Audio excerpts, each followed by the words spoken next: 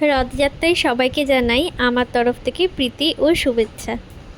রথের দিনে জিলিপি আর পাঁপড় ভাজা ছাড়া কিন্তু রথটাই অপূর্ণ। আমরা কিন্তু এটা নিয়ে থার্ডবার ট্রাই করেছি এই জিলিপিটা বানানোর জন্য। তো চলো তোমাদেরকে সেই ট্রাইটাই দেখিয়ে দিই। তো প্রথমে একটা থালার মধ্যে 50 গ্রাম মতো দই নিয়ে নেওয়া হয়েছিল।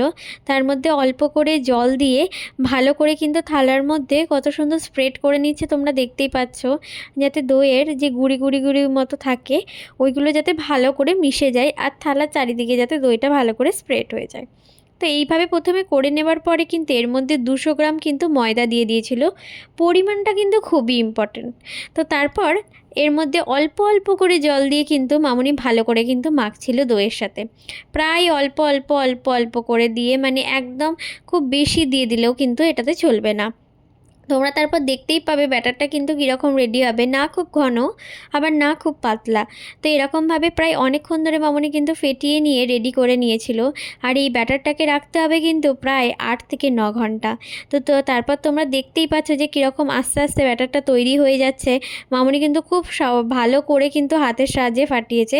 ঠিক এই রকম যখন ব্যাটারটা হয়ে আসবে তারপরে কিন্তু আমরা 7 থেকে 8 ঘন্টা কিন্তু রেখে দেবো ঢাকা দিয়ে। তারপর একটা বাটির মধ্যে জল দিয়ে এর মধ্যে কিন্তু সামান্য পরিমাণে ফুড কালার অ্যাড করা হয়েছিল।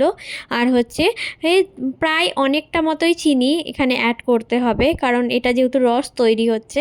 তো তারপর নেড়ে চেড়ে কিন্তু ওটা কিন্তু অনেকক্ষণ ধরে প্রায় নাড়তে হবে যতক্ষণ না চিটচিটে হচ্ছে। তারপর 7-8 ঘন্টা রাখার পরে আমাদের ব্যাটারটা কিন্তু পুরো রেডি হয়ে গেছিলো। তো আমরা কিন্তু একটা দুধের প্যাকেট নিয়েছিলাম এই জিলিপিটার শেপটা দেওয়ার জন্য, কিন্তু তোমরা যদি চাও কিন্তু অন্য কিছুতেও কিন্তু দিতে পারো।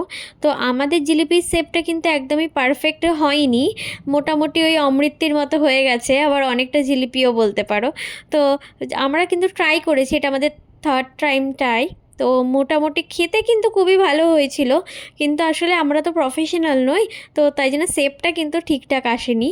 তো আমরা এই রসের মধ্যে কিন্তু এই জিলিপিটা ভেজে গরম গরম ভেজে কিন্তু তুলে দেওয়া হচ্ছিল। আর ওই তেলের মধ্যেই কিন্তু আমরা পাঁপড়ও ভেজে নিয়েছিলাম। ব্যাস, পাঁপড় ভাজা আর জিলিপি আমাদের রেডি। তারপরে কিন্তু ওই রস থেকে কিন্তু জিলিপিগুলোকে তুলে প্লেটের মধ্যে রাখলেই কিন্তু রেডি আমাদের পাঁপড় ভাজা আর জিলিপি। খেতে কিন্তু খুবই মুচমুচে আর টেস্টি হয়েছিল। আর মিষ্টির পরিমাণটাও একদম ঠিকঠাক, না কম না বেশি।